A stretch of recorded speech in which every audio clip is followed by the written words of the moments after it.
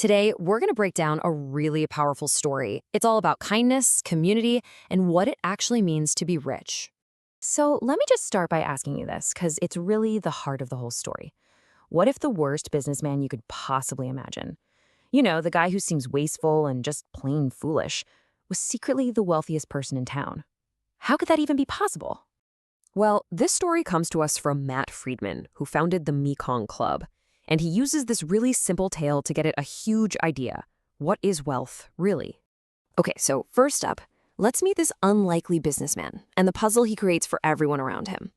This is Josh. He's a quiet, kind of gentle guy who sells fruit in a small village. Every single day, he hauls these two enormous, overflowing baskets to the market. But here's the weird part. As he walks, he's always losing fruit, just dropping it along the path. Now, if you're watching, you just think, wow, this guy is unbelievably clumsy. And this is where it gets really interesting. The other vendors, his competition, they think he's a fool. They see him as wasteful, maybe even a show-off. But the villagers, his customers, they have a completely different take. To them, he's honest, gentle, and kind. So, who's right? Which one is the real Josh? And I mean, the other sellers were relentless. They would openly laugh at him, tease him about what a terrible salesman he was. To them, every single fruit that fell was just profit down the drain. It was a clear sign that he had no idea what he was doing.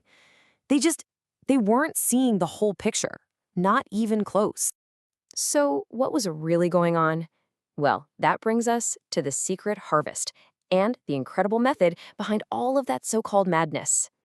And here it is. Here's the secret. Josh wasn't being careless at all. Everything he did was on purpose. See, he had grown up poor, so he knew exactly what it felt like to go hungry.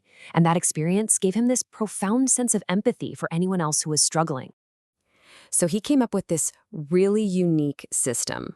Let's call it the fruit dropping approach. It was his special, dignified way of giving back. He knew which families were going through a tough time, and he would accidentally drop a few pieces of fruit near their homes for them to find. And this is the absolute genius of what he was doing.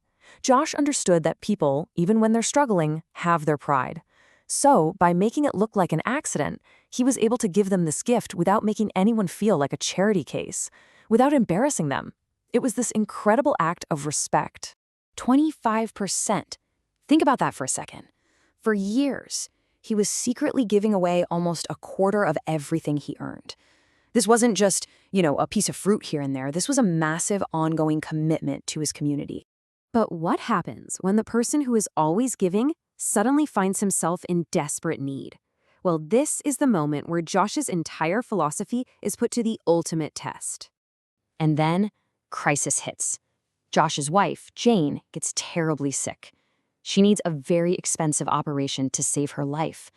But after years of quietly giving away his earnings, Josh just doesn't have the money. So he has to swallow his own pride and go ask the other fruit sellers for help. And their reaction is it's brutal. They basically throw his supposed foolishness right back in his face, telling him, hey, this is your own fault. Another vendor just piles on, humiliating him in public. All they see is the bottom line. They call him a terrible businessman, a bad risk. The door is slammed shut, completely. And in that moment, you can just imagine Josh is absolutely broken. He's been shamed in front of everyone, denied any help, and left with zero hope of saving the person he loves more than anyone. It is the absolute lowest point of his life. But just as he hits rock bottom, something incredible begins to happen. Let's talk about the community's return and this totally unexpected procession. So as Josh is inside, just grieving, there's a loud knock on his door. He opens it, and he can't believe his eyes. There's this huge crowd of villagers, all the people from his route, gathered right outside his house. And it all starts with this one gesture. An old woman named Helga steps forward, and she doesn't just hand him some money, she actually kneels down in front of him. She places the few dollars she has at his feet, gives him this huge, warm smile, and gives his arm a little squeeze. It's just this incredibly powerful act of respect and love. And then, for almost a solid hour, a line forms. One by one, all the families he had helped, the mothers, the fathers, the children, they all come forward and give whatever they can spare, All the kindness he had been planting for years was now coming back to him 100 times over. Which brings us to our final section, the final tally, and the true currency of compassion. And here is the most beautiful twist of the whole story. Josh thought he was being so secretive with his kindness, but he wasn't. It was never a secret. The villagers, they knew. They knew what he was doing for them all along.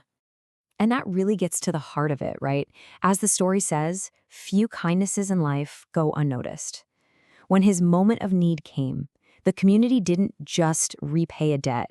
They mirrored the exact same quiet, dignified compassion that he had shown them for all those years. So this leaves us with one final big question to think about. Was Josh a terrible businessman who just wasted his money? Or was he actually the smartest investor in the entire village, building up a fortune not of coins, but of community, of love, of compassion? It really makes you stop and ask yourself, how are we measuring the profit in our own lives?